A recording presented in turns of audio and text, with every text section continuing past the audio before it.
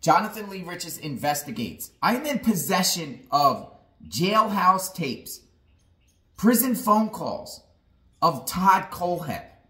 Todd Kohlhepp, known as South Carolina's most notorious serial killer, mass murderer, serving life in prison, convicted of murdering 7 people. People suspect there's more that he did out there. He held a female in a container for months. She lived. Todd Kohlhepp. I'm going to play tape number 1. This is Todd Kohlhepp. He's incarcerated in the South Carolina DOC. He's being classified.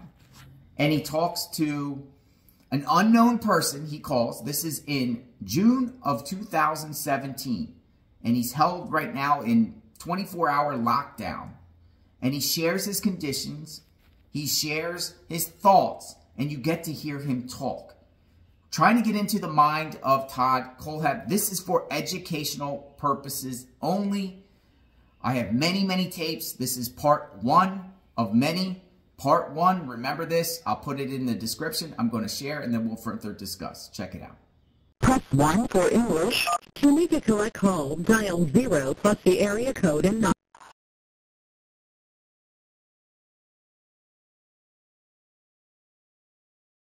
enter your 6-digit inmate ID.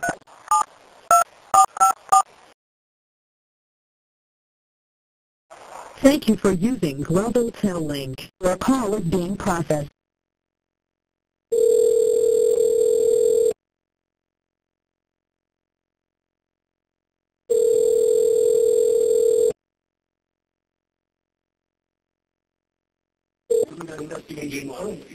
Hello? This is a Global Tel Link prepaid call from Todd Kohlhepp.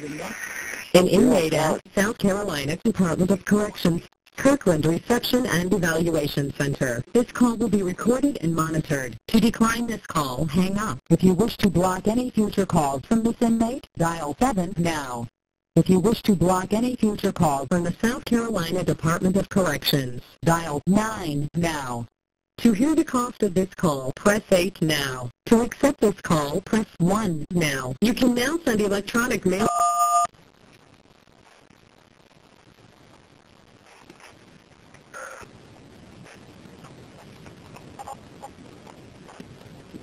Hey, Dennis, get on the phone. Hello? Hi, Todd. How are you? Hey, it's the longest message in the world. Uh-huh. Yeah, I just finally got access to a phone. What? I just finally got access to a phone. Uh-huh. How you been? Well, I'm fine, thank you. We've been thinking about you. I wrote you, but you probably don't have the letter yet. We were wanting to know exactly what you need and how we can be of any assistance to you at this moment, and that we want to know from you. Thank you very much. Uh-huh. Right now I can have nothing. I'm at the evaluation center. Yes. They actually have me in isolation. I've been in a isolation cell for the last month. Yes. Me and 4 walls. Mm-hmm.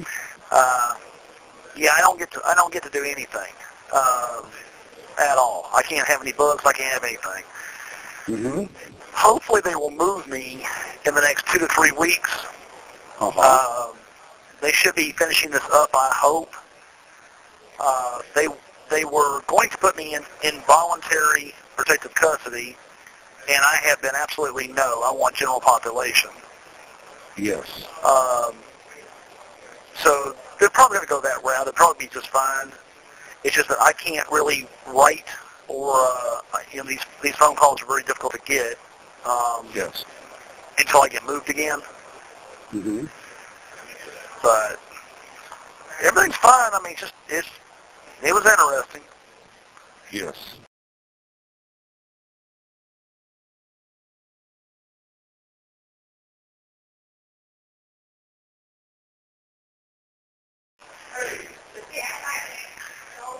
Well, this is one noisy place. What? I'm trying to listen to what you're saying. Yes. And they tend to hire some very low education people here. And they just like to be loud. Just to be rude. They just what? They just like to be loud just to be rude. Would you say that again? I didn't quite get that. I said a lot of the people they hire here are very low education, and they like to be, yes, very that's loud true. just to be rude. Yes. Yes. So you were saying I something? understand that. I'm just giving this is, and that was one thing that I was also concerned about, is that public employees often are not very well paid, and the people that they have in these jobs are often introductory level and not very well knowledgeable or well trained. That is a problem. And that's a problem all over New York City as well, by the way. So but the thing is that I do have quite a bit of information on this, of which maybe I was thinking earlier of giving it to Shane, and even maybe taking it to the newspapers in Spartanburg to give them some idea what the background and how this happens to people. Almost everybody in your position comes from backgrounds of extreme abuse. This is how it causes. And the people that are so accustomed to that do not know any other ways of acting because the people around them do not act much different. And there's nobody you can talk to because if you are able to talk, you can able to understand these things. It is impossible for me to talk to Jean, Ruby, or your mother, okay, or even my mother, who is one of the major causes of this. And so in my family, Todd, I'm the only survivor in about 6 generations. Half of them committed suicide. We definitely won't be doing that one. Yes, yes. Okay, but this tells you about the level of these people's knowledge. It's zero. It doesn't surprise me. I've been hearing about the news. I can't watch it. Yes. But everybody's nonsense. The media doesn't take it. Doesn't bother to read their own. They just. It's more for entertainment than it is for actual news anymore. Well, this is true. This is true. That news has become entertainment rather than pure news, and that's business because all these places, all these newspapers and things have to make money. And that the general level of knowledge in the United States has diminished to some extent over the years. That's why they say that the New York Times has dumbed down and that so many newspapers have dumbed down and so on. And that TV news has dumbed down because the population has grown, and in the population, many people are not very well educated. You see.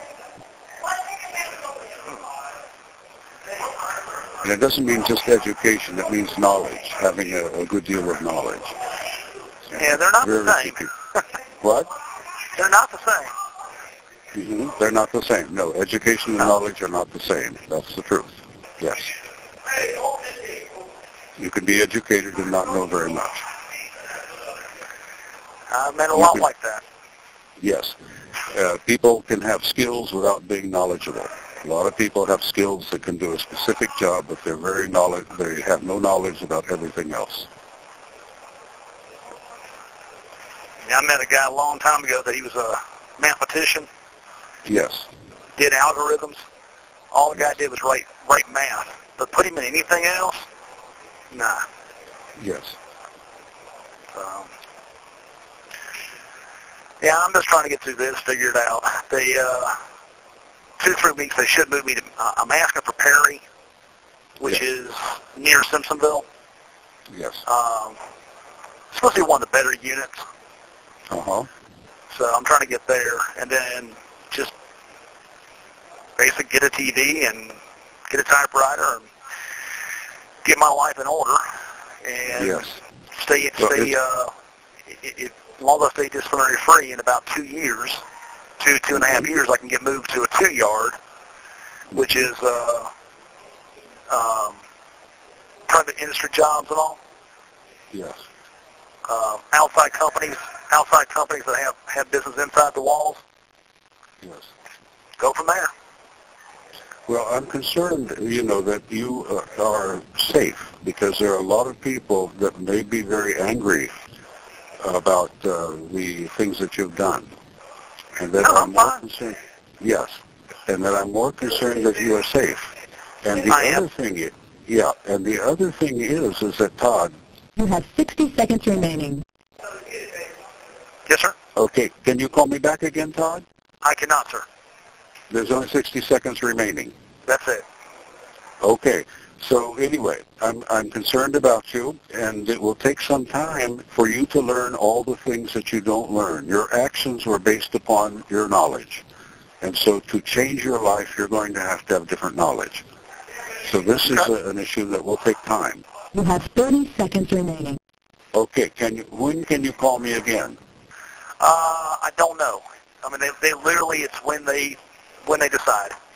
Okay, can you write me at all? Can you write me? I cannot right now. I can get mail in, but I really can't get mail out for about 2-3 more weeks. Okay, well, I sent you a letter, and I will send you more information, and you can consider it, and then as soon as you can communicate with me, you can let me know the answer. Todd Kohlhepp, he said he wanted to be in general population. He said he didn't want to be in protective custody. And it looks like it was like an advocate for him that he called. Advocate was asking him, what does he need?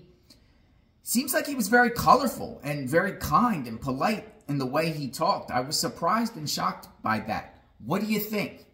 I'll be playing more Todd Kohlhepp Jailhouse Prison Conversations. That is part 1. I'm going to make a playlist, so check out, subscribe to my channel, hit the notification button, and then check out my playlist. I'll be posting them as they come. I have many, many Jailhouse tapes. So this is part 1. We'll talk soon. Stay tuned.